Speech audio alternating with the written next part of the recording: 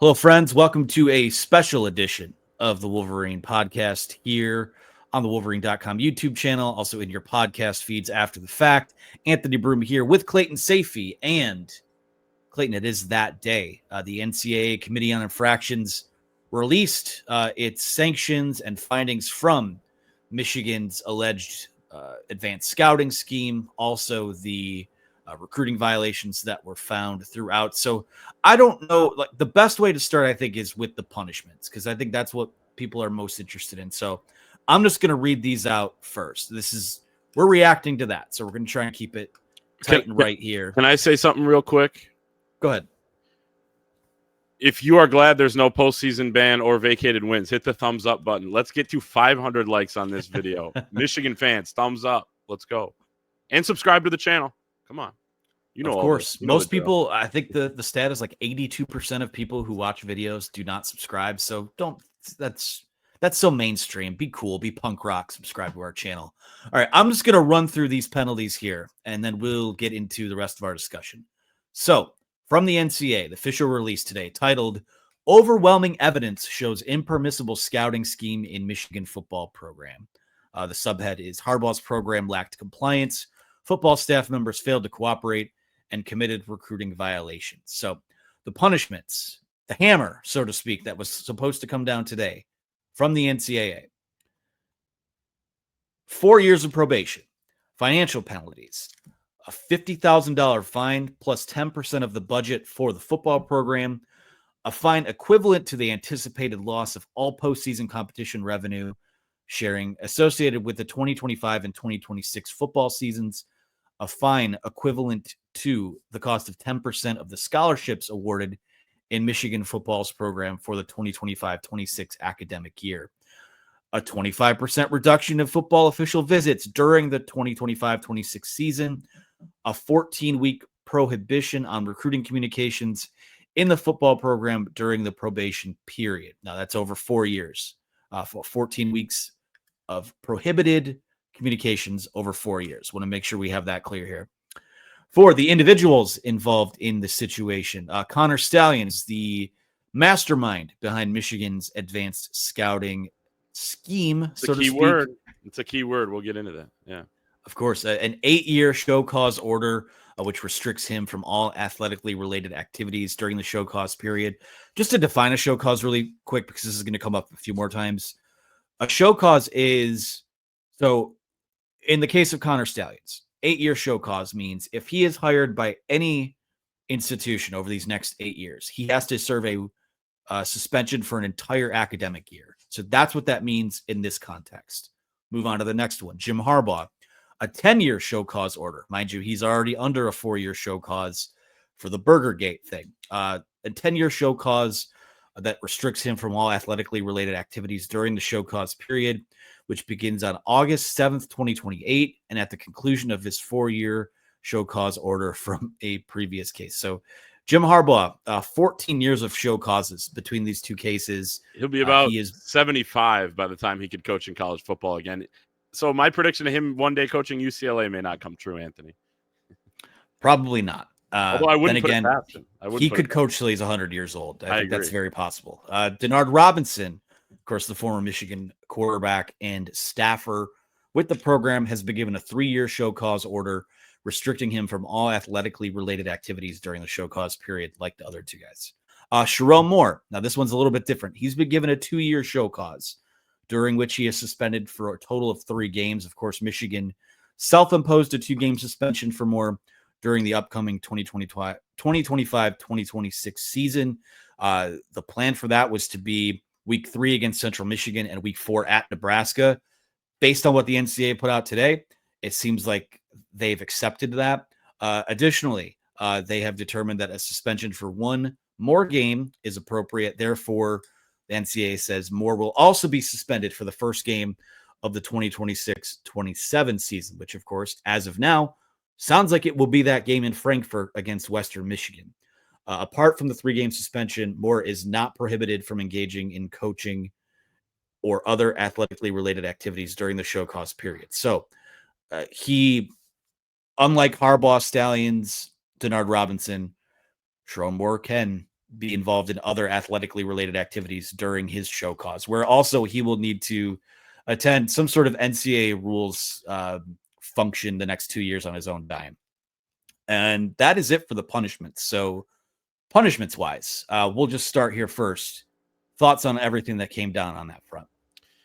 Yeah, I mean, there's a lot of layers to it. One, I think the smoking gun that people who hate Michigan were hoping was going to come obviously never came. And there were so many leaks throughout the last 2 years on this that if it was there, it would have come out. And the smoking gun would have been that Jim Harbaugh knew or directed what Connor Stallions was doing, that any assistant coach was aware. None of that evidence is in anything the NCAA found during their investigation. So that is why you don't see, maybe a stiffer punishment, although this is a stiff punishment, right? The fines could be north of $30 million. That's one of the reasons. And I forget who reported it, somebody just minutes ago, that they've heard that is why Michigan is appealing this. And I know we'll get to that in just a second, the appeals, because that broke in the last hour from when we're recording this. But the fines are stiff. The Connor Stallions, 8 years essentially banning him. Jim Harbaugh already had the 4 years, now 10. That's 14 years not in college football. It doesn't really matter because he's in the NFL now. Denard Robinson, 3 years. Sharon Moore deleted the text messages. They were innocuous. He ended up turning them over. I think it's a ridiculous punishment, to actual games and full weeks with him there. But it's the 2 games that you proposed in 2025, Central Michigan and Nebraska.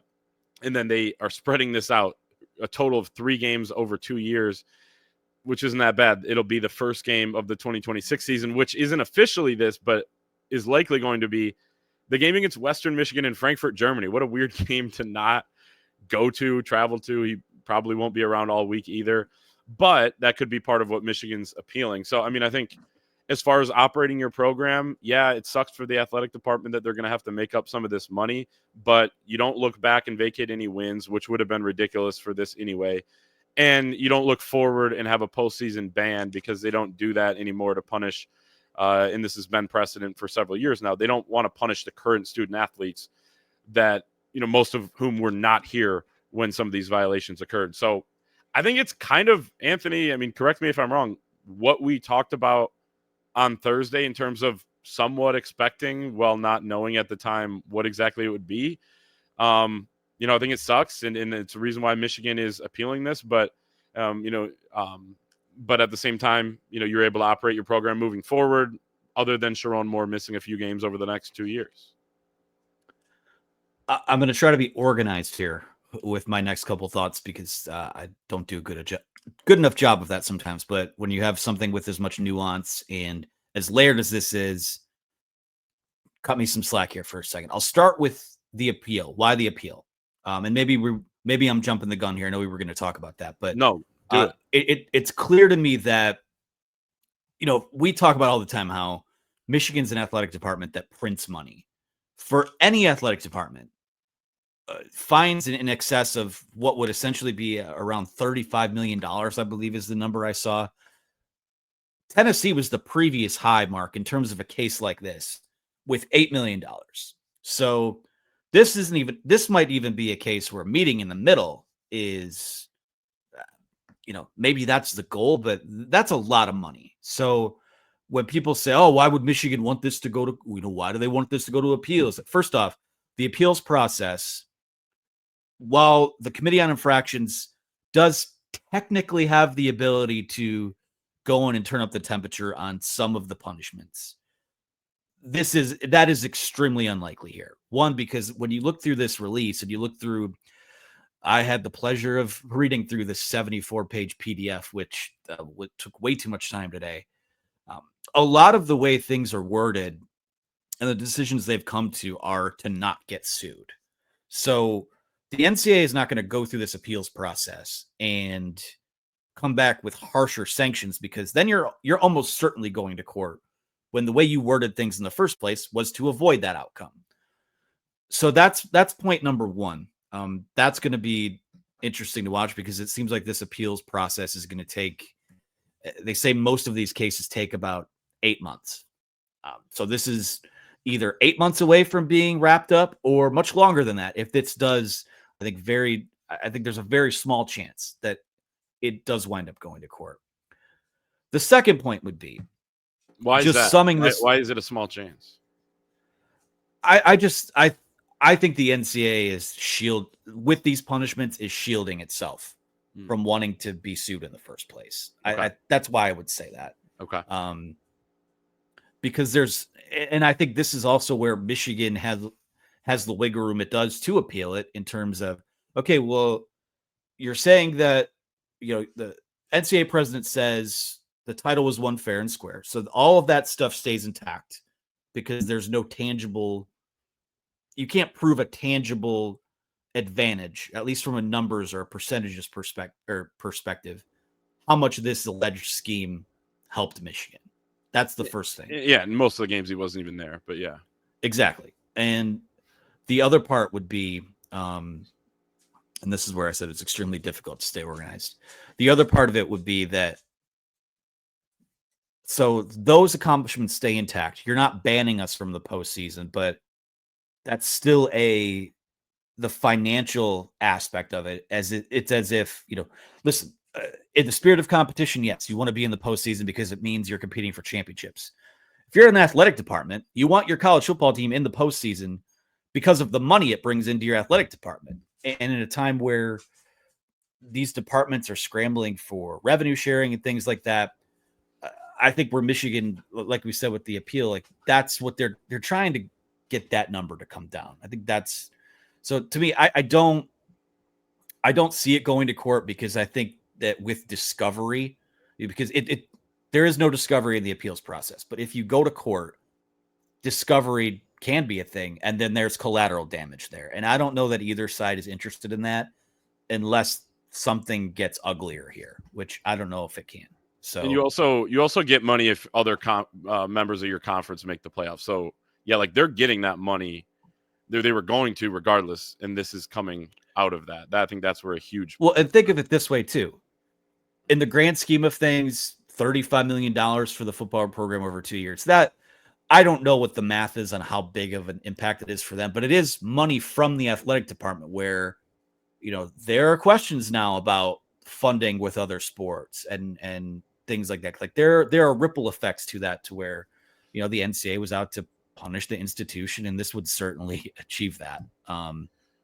Although the athletic department's probably going to zero out their budget those years too. They just always seem to find a way. And I think it's important to note real quick that none of this money is coming out of the $20.5 million that Michigan has to pay athletes through revenue sharing. That cannot be touched. That's through the House settlement. So none of that is being impacted. And guess what is the most important $20.5 million currently for any athletic department that has opted into the revenue sharing portion of the House settlement?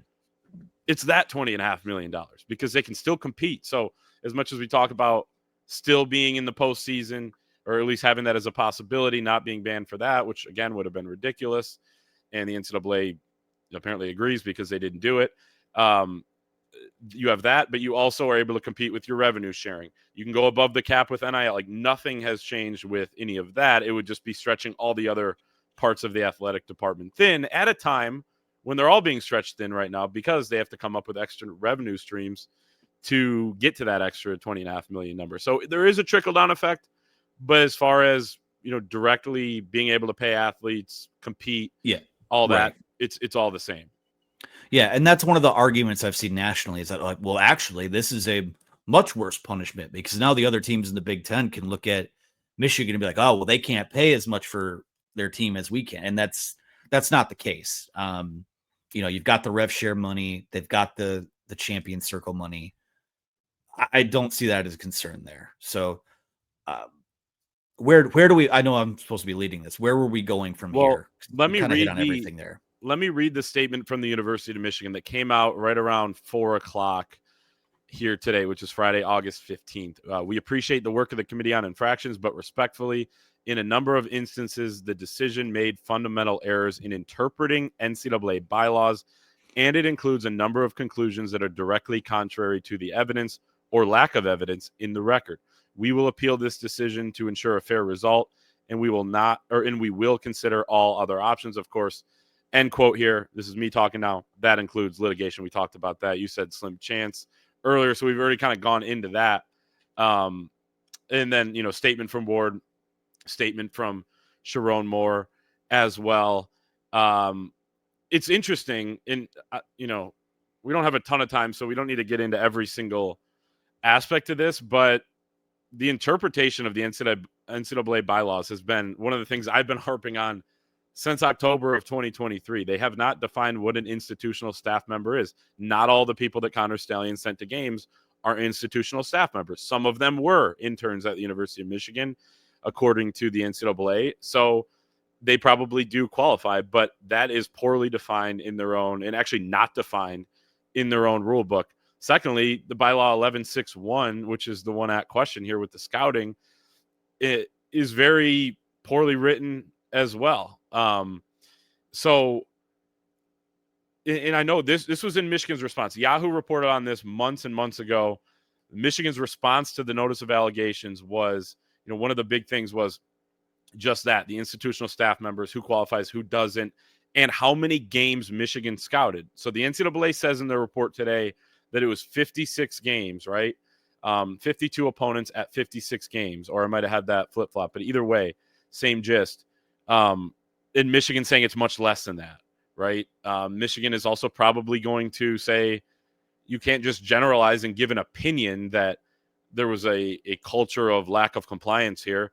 That seems like an opinion, not a fact, as well. And again, that's just my opinion. But yeah, I think there's plenty they can fight them on here, I guess is my point. And I think if you're a Michigan fan, you're happy to see that Ward Manuel and Michigan, which have kind of said, and it's been reported that they're going to fight, they're going to, kind of go to the mattresses here, are actually going to do that, because sometimes schools back down when their back is against the wall like this. Yeah, I think ultimately with the appeal, and the reason I said I think there's a slimmer chance of it going to court because of the appeals process, only because in most cases, now this will be the interesting thing. Like if they go through the appeals process and things don't change at all, or the number is still not where Michigan thinks it's fair, then does it go to court?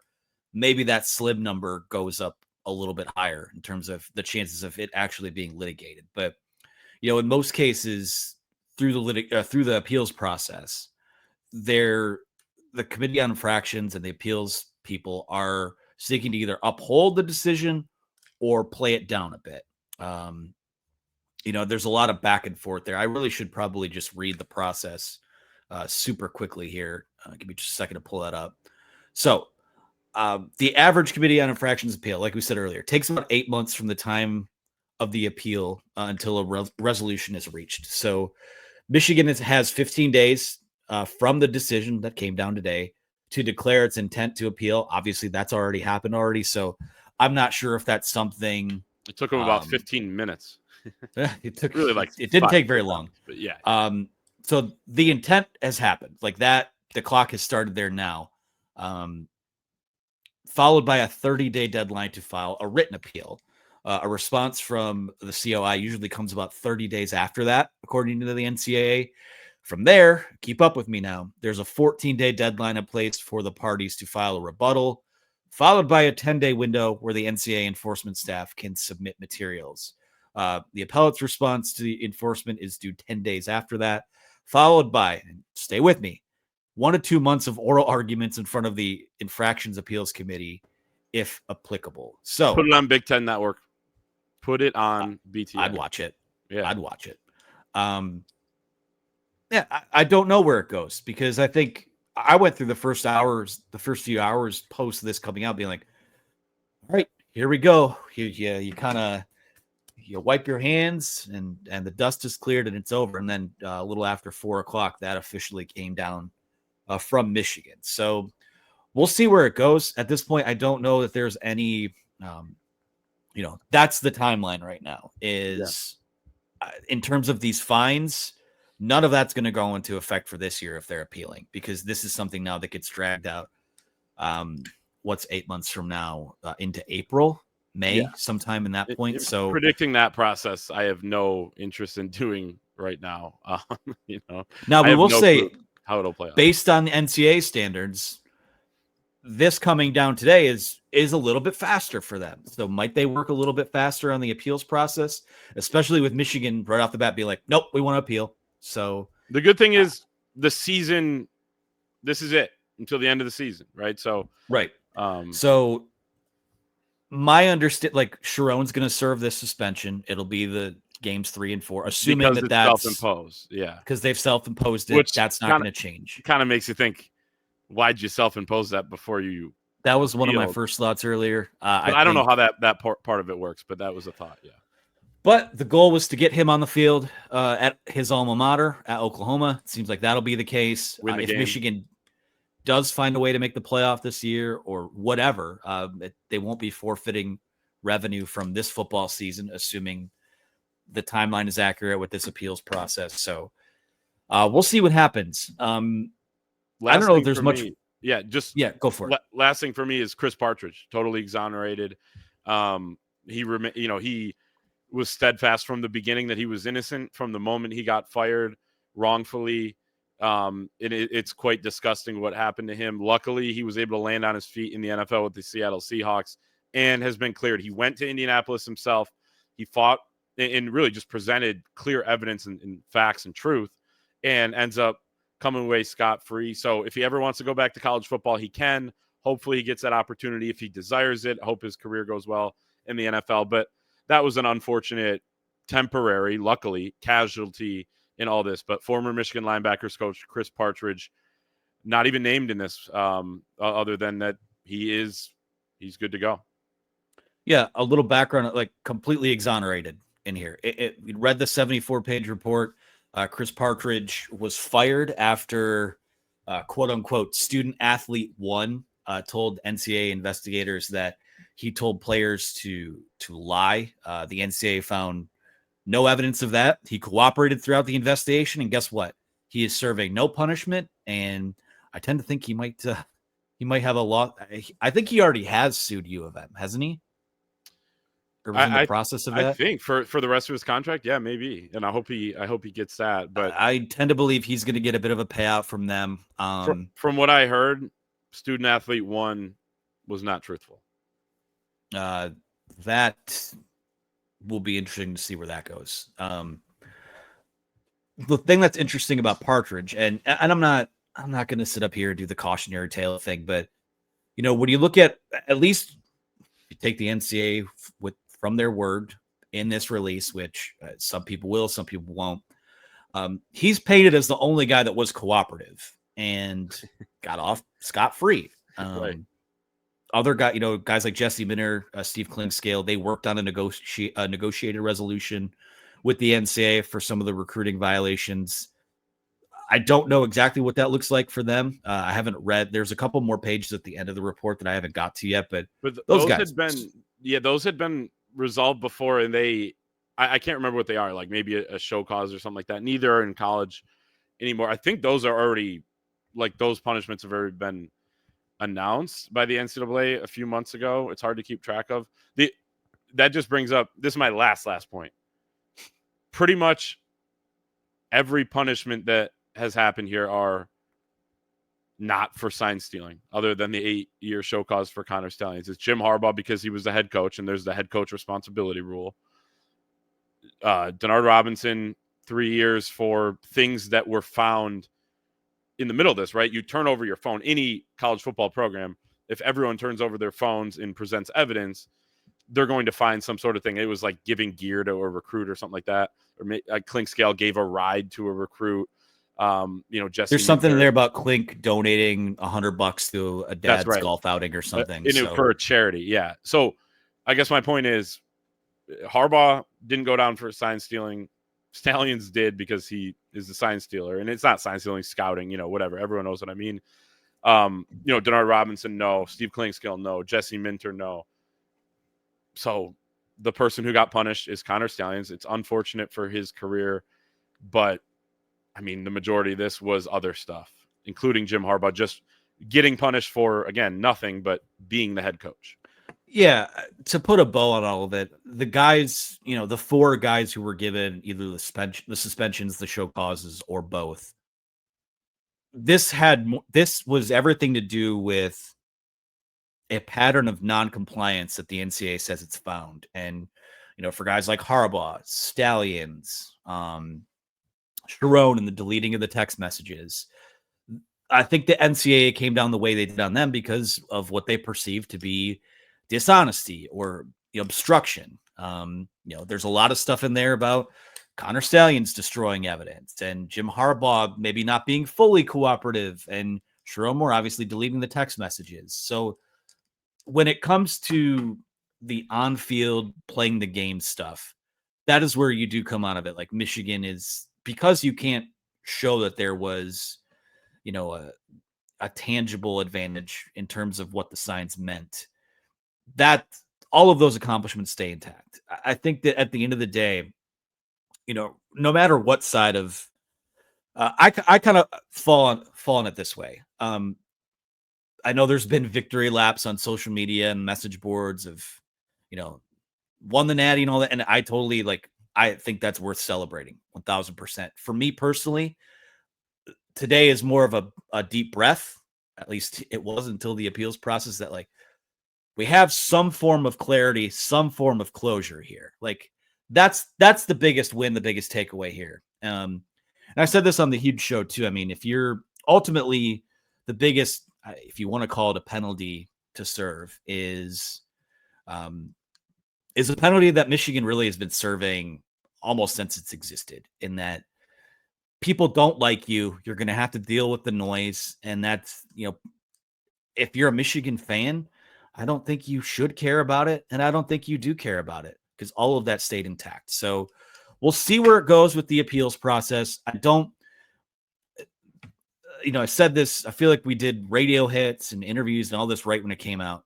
Always felt like it was going to be a big fine, suspensions, show causes for those involved, some probation, and probably not more than that. Didn't know how big the fines would be, but a little less than 2 years later, I think the NCAA investigation essentially boiled down to that being what the result of it was. So anyone who's followed this, from anyone who's somewhat level-headed on the topic, has sort of expected this, and people who expected more are throwing tantrums about it. But I'm not going to say it's some landmark great day, but it is a title. It's a championship affirming day. All of that stuff stays intact. And now the fan base can breathe. And I think that's the biggest win of all. Yeah, it's not a great day because you received a punishment that you are not happy with and you're appealing.